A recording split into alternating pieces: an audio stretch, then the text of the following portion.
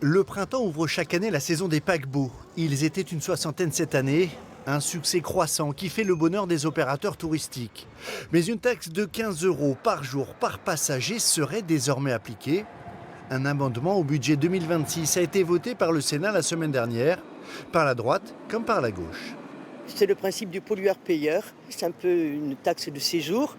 Et en même temps, cette taxe, il faut se dire qu'elle va rapporter 75 millions.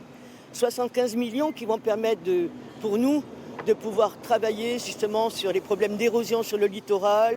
La Grèce et l'Islande appliquent une taxe identique depuis cette année.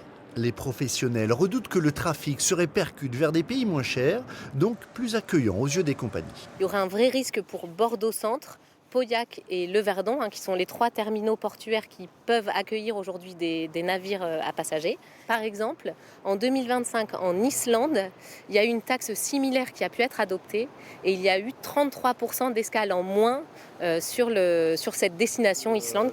Le port de Bordeaux électrifie ses quais pour l'accueil de ces géants des mers. Une moindre affluence fragiliserait l'investissement. La loi climat impose à nos ports de mettre en place des installations électriques pour qu'au plus tard 2030, tous les paquebots soient raccordés à l'électricité et donc ne polluent plus.